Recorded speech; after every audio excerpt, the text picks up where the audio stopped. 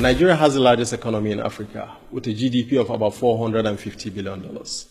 This economy has been growing at the rate of 6 to 7% over the last 5 years. With the collapse in oil prices since mid-2014, as well as the uncertainty around the political transition, this growth rate has slowed down to just about 3%. If you look at the data closely, however, you will see that the slowdown is not uniform across all sectors. Finance and ICT, for example, are still growing at 7% and above. Trade is still growing at more than 5%. The sectors that are really slowing down are the manufacturing and resources sector. The manufacturing sector has contracted 2% in the first 9 months of 2015, compared to a 15% growth in 2014. The resources sector contracted 4%. One of the reasons these sectors are really contracting, or the whole economy in general is slowing down, is scarcity in foreign exchange and reduction in government spending. Oil constitutes nearly 90% of Nigeria's exports. So the more than 70% oil drop in oil prices meant there was less money to finance imports.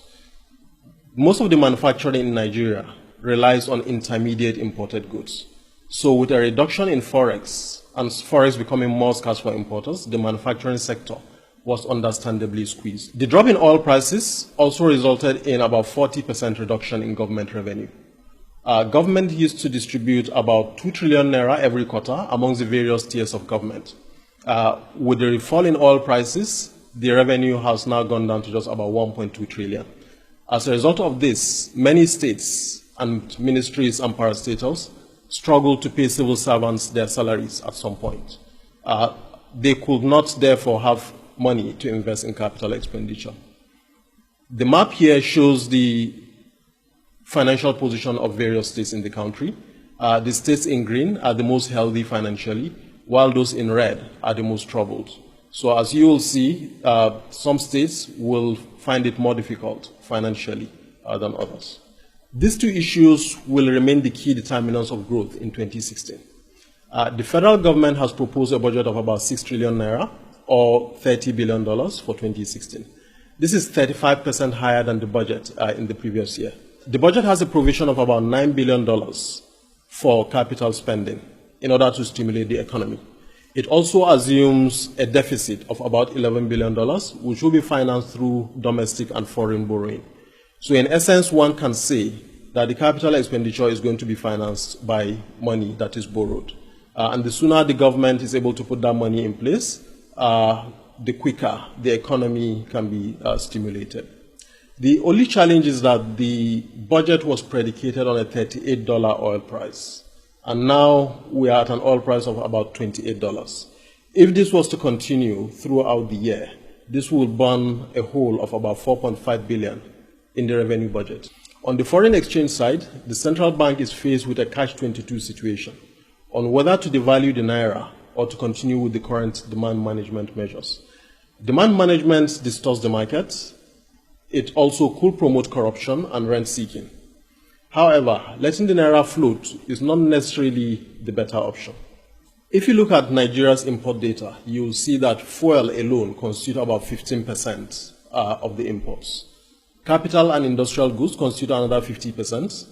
Transport, equipment and spare parts make up another 10%. So in essence, you can see up to 75% of imports are goods that are required to run the economy.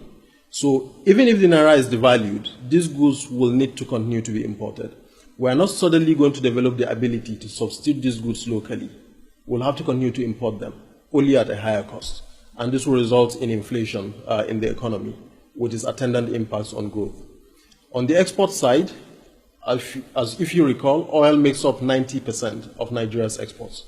And oil is denominated in dollars. So if the naira is devalued, there will be little impact on exports because there is very little exports aside from oil. The only benefit of devaluation will come on the side of government spending. The government sells oil in dollars, so as it converts this to naira, it will have more money to spend. As a result of this, we see the CBN continue with the current demand management measures for as long as they can, while the federal government puts in place measures to ensure that we have the backward integration is working. On the fiscal side, the government is focusing on blocking leakages and improving tax collection. Already there is some impact in the economy which can be observed. If you look at the revenue that is distributed as a proportion of profit on a barrel of oil, you will see that this has been rising, which means that the government is probably succeeding in blocking some of the leakages which might have existed in the past. One will also expect continued focus on prosecuting corruption cases. However, the impact of this on the economy will be dependent on how much money could be recovered in the short term and how quickly that money could be plowed back into the economy.